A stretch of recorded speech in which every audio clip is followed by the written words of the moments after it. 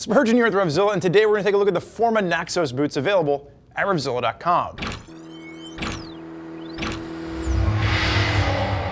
Now, if you're not familiar with Forma, they are a company out of Italy, and they have a wide range of varying boots, from lifestyle pieces like what we're going to see with the Naxos, up to a full line of adventure and ADV boots. So, breaking down the Naxos boots, this is going to be more that lifestyle piece. You are getting reinforcement. This is a CE rated boot, but it is going to be a little bit more of that, urban wear, something you can wear on the motorcycle or off, and it is going to have the comfort to work with you. Now, it's going to come in around the $220 price point, but again, you're getting full reinforcement, the toe, the heel, and this is going to carry that CE rating.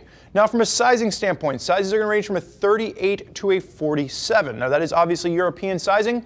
When you're using the size chart to convert, it's going to fit about a half size large. So what I found was if you find yourself in between two sizes during the conversion, you're going to want to size down half a size, just to kind of keep that in mind. Now, there are only whole sizes, so that makes it a little bit tricky, but you want to make sure that if you find yourself between two sizes when you do the conversion, you are going to size down, go with the lower size. Now, colors are going to range from a black to this distressed brown, and what I really like about this is they're going to utilize a pull-up leather, so it's going to just break in. Even just pulling them out of the box, it had a really worn-in style feel. If you're someone that likes your boots to look brand new, shiny, and straight like they're out of the box for the entire life, these probably aren't the option for you. But if you're someone that likes a boot that looks like it's been worn in and it has a a good patina to it, this is an option for you to consider.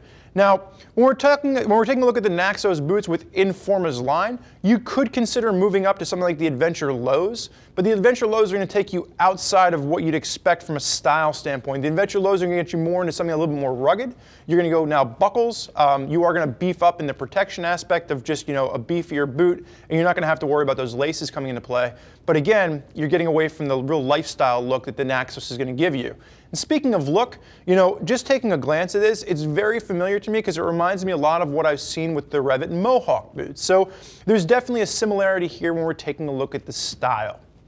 So let's start with the front, and we're going to kind of work our way through this. So you are going to have reinforcements at the toe, and then the entire boot is going to have a Norwegian stitch sole. So you're going to see that the sole on this is going to be a stitch sole, and then you are going to have a comfort aspect built in with this sole as well. So it's what they would call a dual flex anti-shock sole. It's about a 4 out of 10 on the rigidity scale, so it's going to be comfortable enough for you to walk around in, but it's still going to be firm enough that if you are using this on the motorcycle, you're not going to have any discomfort where the foot pegs would sit.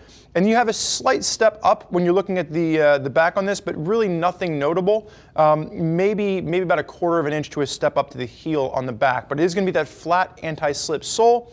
And then you're also going to notice one of the things, when I first took a look at this, it looked like it was just single stitcher on the top. It's actually a dual stitching that's going to hold the top together on this, and it's done in 2 different color threads, so it blends in very nicely. Like I said, reinforcement at the toe, reinforcement at the heel cockpit, and then when we take a look at the inside on this, it is going to be a zip-up, YKK zips on the medial side. As we work up the back before we open the boot up, you will notice you do have a pop of reflectivity along the back on this, and then you do have just this little leather tab to help you pull the boot on and off. So what we're seeing with the Naxos is a full waterproof boot. So your waterproof liner on the inside of this is going to go all the way up to the top, and it's a Drytex membrane, which is a proprietary membrane from Naxos. And again, the entire construction is done in that really nice pull-up leather. The boot itself has a very solid hand to it. If I had to pick a nitpick with the boot, it would be the fact that the ankle cups in this are uneven to me. On the outside, you get an ankle cup that sits perfectly where it needs to be to protect the outside of your ankle.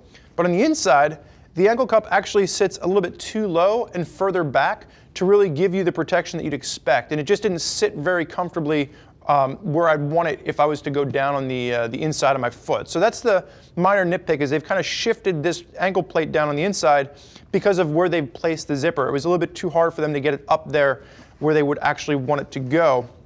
But you do have that full line, and for a lot of folks out there, the zipper is a make or break. I'm not a fan of the zip up side entry, but for a lot of people that like the ease of access and not having to unlace your boots every time, this is going to be a huge benefit. And like I mentioned, you do have that Drytex liner on the inside, and you're going to note, despite the fact that it looks like it stops at the leather lining, it actually goes all the way up to the very top of the boot. So as long as your waterproof pants are going over the top of the boot, your feet are going to stay nice and dry. Now, you may have noticed while we're shooting this video, the only thing that's going to be different between the two boots is that the left boot is going to include just this little elasticated shift pad protector. So what you'll notice here is that this is going to help to give you that protection, so you're not going to wear that shift mark in on your left boot. And you do have a little bit of a leather tab sewing the whole thing together, so when you're walking on this, you're not going to wear that elastication out right away. Now again, some folks are going to take this and rip it right off. Others might actually use it to make sure that those boots look nice and new, but it is included with the Naxos boots if you choose to use it.